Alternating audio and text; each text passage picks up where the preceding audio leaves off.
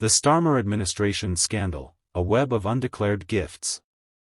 In a stunning turn of events, Keir Starmer, the Labour leader, finds himself at the centre of a growing scandal involving undeclared gifts from millionaire donor Lord Ollie. Reports suggest Starmer has enjoyed access to luxurious accommodations and high-end goods, perks that were neither announced nor fully declared. This controversy has left both the public and media questioning the depth of Starmer's relationship with Lord Ollie and the transparency of his leadership. The unfolding scandal. Concerns first emerged when it was revealed that Starmer had received a series of gifts from Lord Ollie, a prominent businessman and major Labour Party donor. Initially dismissed as minor trinkets, these gifts turned out to be far more substantial. Starmer's team downplayed the situation, but further revelations exposed that Starmer had accumulated over £16,200 in donations, including £10,000 last October and £6,000 in February this year. However, these were reported as clothing rather than cash donations, raising questions about the lack of transparency. A web of luxurious perks. The gifts from Lord Ollie were not limited to token items. Starmer reportedly received access to luxurious properties, such as a £4 million townhouse, an 18-unit penthouse in Covent Garden, and a 2-story apartment in Manhattan. These accommodations, far from being simple stays, were often used for high-level political meetings attended by key figures such as Sue Gray, Starmer's chief of staff, and Pat McFadden, Chancellor of the Duchy of Lancaster. Despite the clear value of these properties, Starmer's team undervalued their worth in official declarations.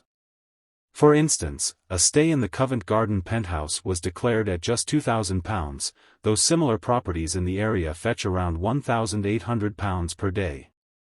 The Manhattan apartment, used by Angela Rayner, the deputy Labour leader, was also underreported, casting further doubt on the integrity of the declarations. The core issue: transparency and trust. At the heart of the scandal is the issue of transparency. The MP's code of conduct is explicit: any gifts or benefits that could influence political decisions must be declared. The failure to fully disclose the extent of these gifts undermines public trust in politicians and raises questions about Starmer's commitment to openness. Starmer, who campaigned on a platform of honesty and accountability, now faces accusations of hypocrisy for accepting lavish gifts while making difficult financial decisions affecting ordinary citizens. Political fallout and internal unrest. The scandal has sparked calls for formal investigations from both the Conservative Party and the SNP. The opposition has seized the opportunity to question Starmer's integrity, with some suggesting that Lord Ollie's influence over Labour is far-reaching. The controversy is not limited to external criticism. Rosie Duffield's resignation from the Labour Party, citing Starmer's hypocrisy, has intensified internal divisions.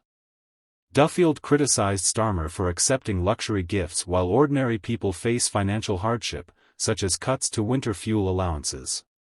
The Labour Party now finds itself fractured, with members increasingly dissatisfied with Starmer's leadership. This internal unrest, coupled with mounting pressure from opposition parties, could be the most significant threat to Starmer's position. Conclusion. As the scandal continues to unravel, the key question remains: how deep is the relationship between Starmer and Lord Ollie?